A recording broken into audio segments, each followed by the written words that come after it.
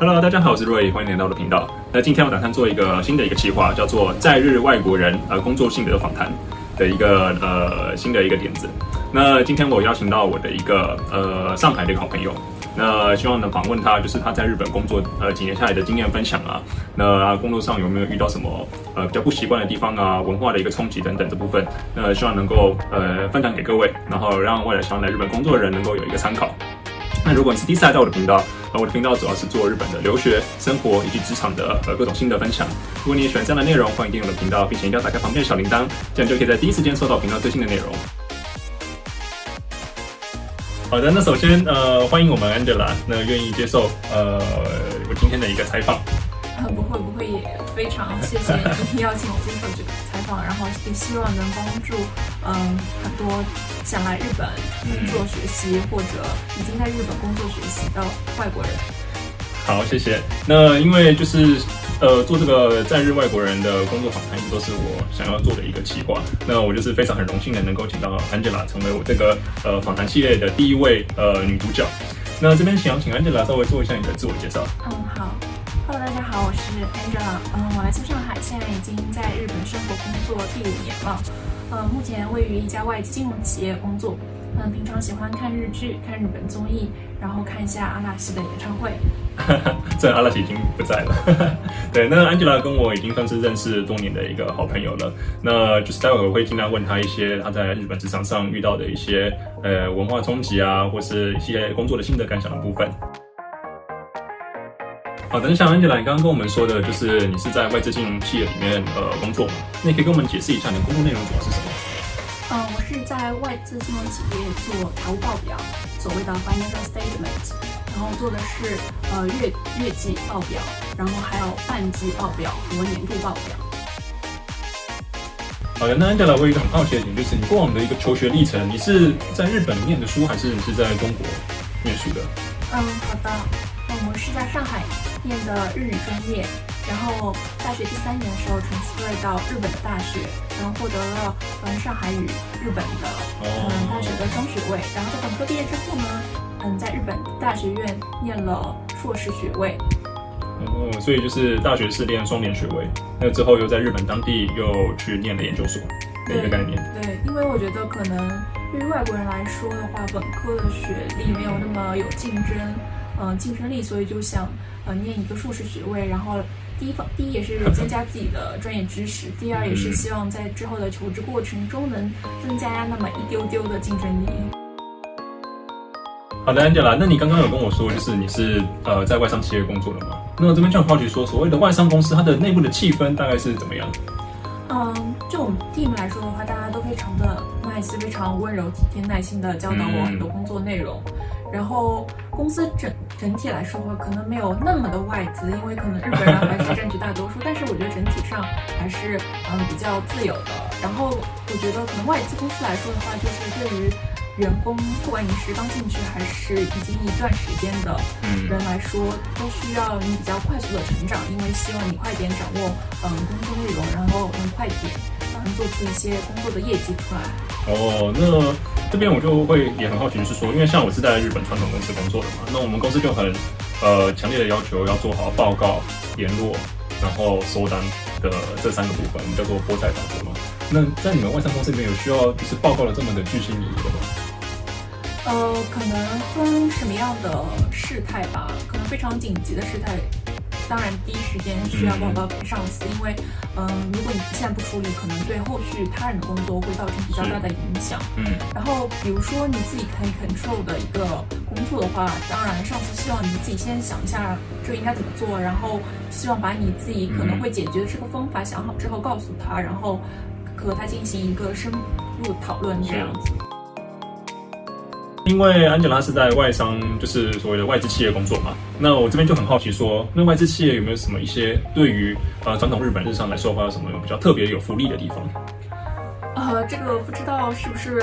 我们公司特有的，还是其他公司都有的。像比较常见的一些交通补助或者住宅补助之外呢，我们公司还有生日假，比如说你生日的这个月可以请1天作为有休，然后还有志愿者假，比如说你要去参加东京奥运会做志愿者，然后那这一天也是可以请有休的。当然还有除了自己的有休假期之外，比如说你生病了，然后还有生病假，然后这个生病假的话，然后1年大概也有10天左右。哦，真的啊？对，像我在比较传统日上的话，生病的话还是要请自己的有休啦，对吧？所以这方面是还蛮羡慕的。你有什么就是让你比较不习惯的一个地方？第一个的话，我就觉得可能一些条条框框的规矩比较多，因为大家都知道日本人是一个非常讲规则规矩、非常守规矩的一个国家，所以对于工作上来说，就比如说做这项工作也有条条，就比如说第1步你需要做什么，第2步你需要做什么，有非常明确的一些规章制度。然后这对于比如说一个外国人，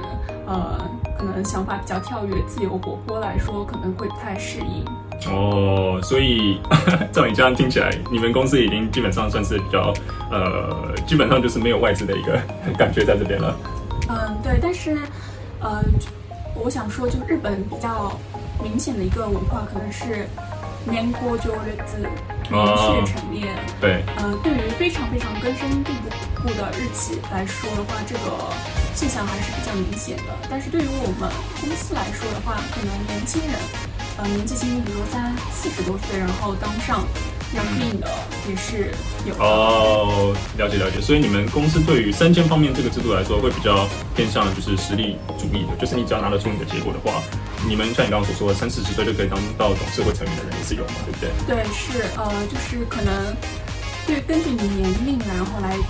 评断是一个方面，然后主要还是根据你的成果。如果你是非常一个有能力、有成果、有自己想法，可以为这个公司做出很多贡献的来说的话，我觉得还是比较容易被采重用的。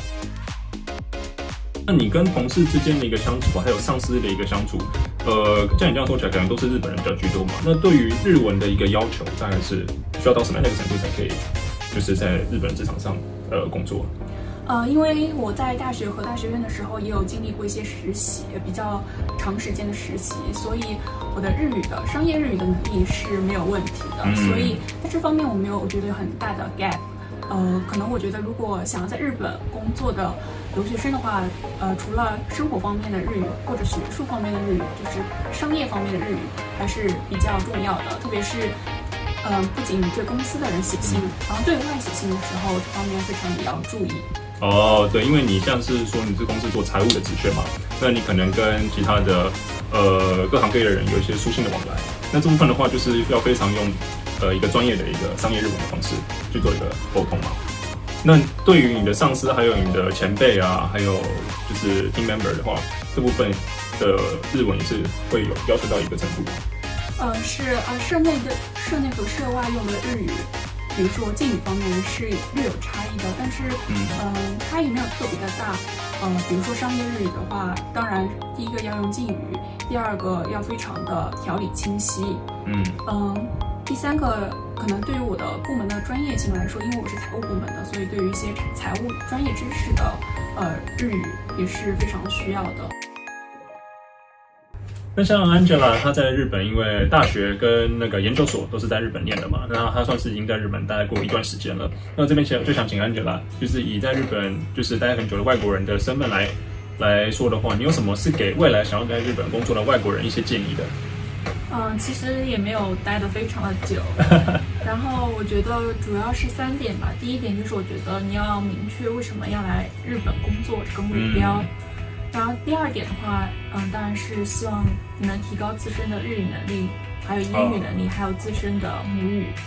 自己国家语言的能力。然后第3点是希望你对日本的文化，然后比如说日本企业的商业习惯有一点点的了解。我相信很多人来日本工作都是对日本的动漫文化然后非常有兴趣，但是可能这跟职场上的文化是有所差异的。然后希望你们能提前了解一些这些差异，然后判断一下自己是否能适应这些小小的差异。然后也希望所有有梦想的人能够敢于追寻，敢于实现吧。好，谢谢 Angela 的一个分享。我个人也是觉得说，如果你有一些，比如说大学时间就有来日本交换过啊，或者是有来日本念过书的人来说的话，你可能进入职场的一个冲击感比较没有那么大。可是你如果都是在国外土生土长的人，那你一进来就进到日本职场的话，可能会多少需要一点时间的去适应。那这边就是非常Angela 给我们的一个非常详细的一个建议。好的，那谢谢 Angela 今天来接受我的一个访谈。那今天的访谈就差不多做一个结束了。那如果你对 Angela 的一个外资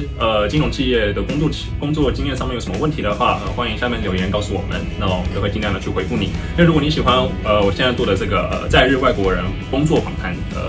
系列的话，那欢迎请留言告诉我，那并且给这个影片一个赞，这样子我会更有动力，然后去访谈其他认识的外国人，然后看他们的一个心路历程的一个分享。那今天影片这边做一个结束，那谢谢你的观看，我们下次影片见，拜拜，拜拜。